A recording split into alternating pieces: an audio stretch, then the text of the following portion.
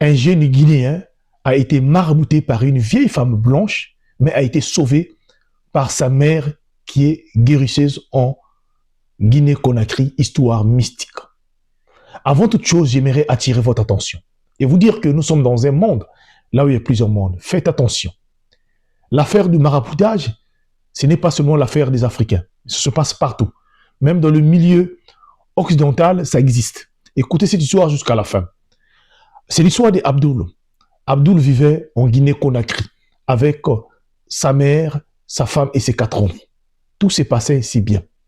Un jour, Abdoul décide donc d'effectuer l'aventure ici en Europe.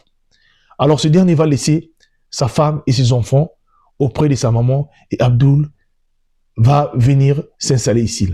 Après avoir arrivé ici en France, voilà la première année, Abdoul commençait à travailler dans le noir. Travailler dans le noir pendant une année et chaque mois, il envoyait toujours de l'argent à sa famille pour se nourrir et payer les frais de scolarité de ses enfants. Mais après une année, voilà, Abdoul avait coupé le contact. Ses parents n'avaient plus un contact pour lui.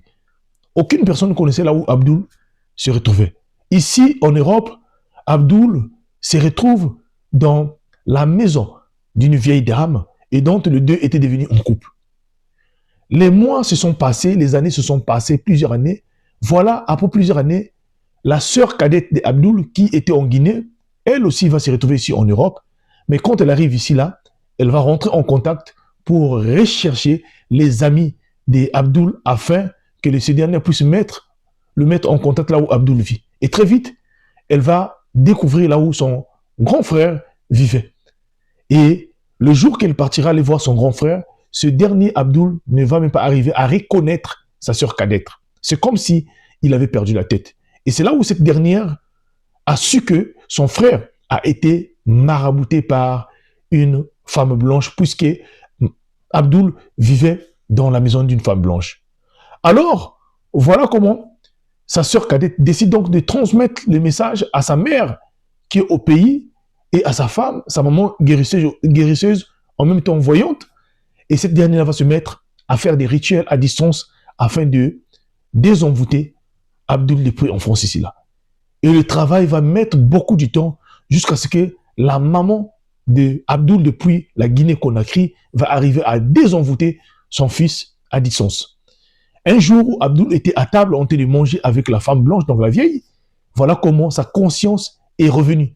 Abdoul s'est mis debout et a demandé à la vieille qu'est-ce que lui, il faisait dans la maison. La vieille lui dit que non, elle était la femme, que la maison dont Abdoul était en train de vivre, c'était la maison de la vieille. Abdoul prit des paniques, ne sachant pas quoi faire. Alors Abdoul appelle un de ses amis et il va là-bas et ce dernier va l'emmener dans l'ancien habitat là où il vivait avant. Voilà comment Abdoul, en arrivant là-bas, et ses amis l'emmènent directement chez sa sœur cadette.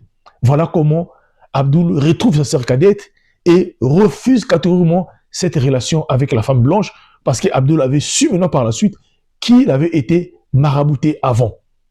Alors, quelques temps plus tard, ce dernier, après avoir obtenu sa régularisation, Abdoul décide donc de faire un tour en Guinée pour aller voir sa mère et sa femme et des enfants. Et plus tard, il arrange que toute sa famille était venue ici s'installer en France. Alors, c'est pour vous dire quoi? L'affaire du maraboutage, ce ne sont pas seulement les Africains. Ça se passe partout. Les Blancs, les Rouges, les Noirs et tout le monde sont de cette affaire-là. C'est pour vous dire quoi? C'est de faire attention. Certaines personnes sont capables de vous marabouter et que vous arrivez à l'étape même de tout oublier, d'oublier même vos proches, vos semblables, même vos enfants, comme fut le cas d'Abdoul, qui a oublié tous ses proches. Priez sans cesse et surtout, de ne pas oublier que nous sommes dans un monde là où il y a plusieurs mondes. C'était HPH, l'homme à plusieurs histoires. Partage-moi cette histoire-là, ça peut aussi sauver une personne qui se retrouve dans les mêmes conditions. Que Dieu nous bénisse. Merci.